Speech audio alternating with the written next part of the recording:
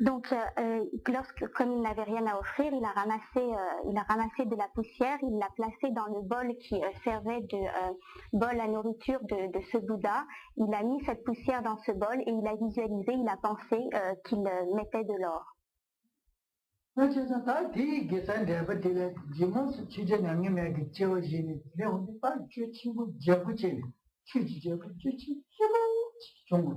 Et en résultat de cette action, à l'époque du Bouddha Shakyamuni, il a donc repris naissance en tant qu'un roi extrêmement riche qui possédait d'énormes richesses.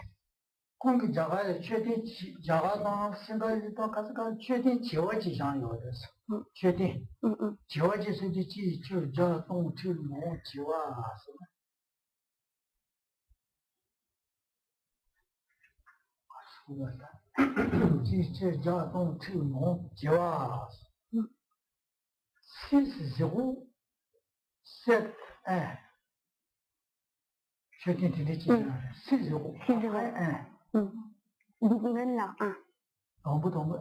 les 6 zéros.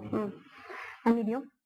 Et donc un million, et donc à l'époque du Bouddha Shakyamuni, il a fait en sorte de faire construire des stupas. Il en a fait au nombre d'1 million.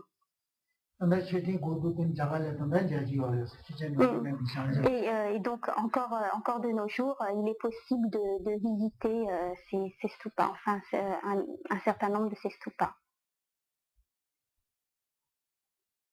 en Inde.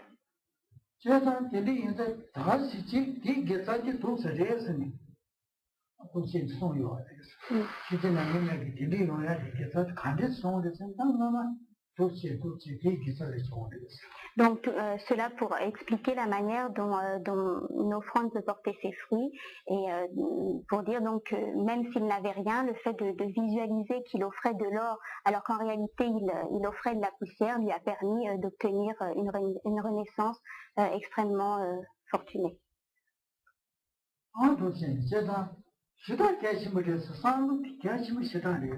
Et donc la pensée, la disposition de l'esprit est extrêmement importante.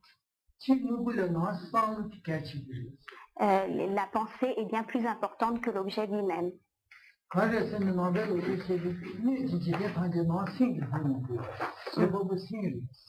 Parce qu'en fait, dans l'enseignement bouddhiste, tous les objets extérieurs, ils sont produits par l'esprit. Ils sont appréhendés et produits par l'esprit.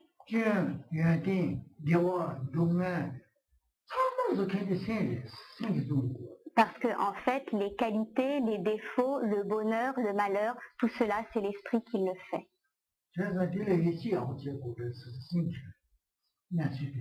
Et il faut vraiment avoir foi dans cette affirmation, dans le fait que c'est l'esprit qui fait tout.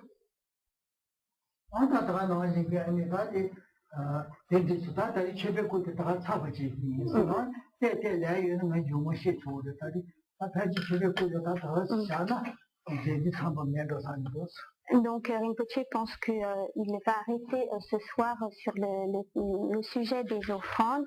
Il pense que ce sera probablement terminé, mais s'il y avait quelque chose à rajouter, ce sera fait la prochaine fois. Voilà. Fini, ce sera enseigné. Fini.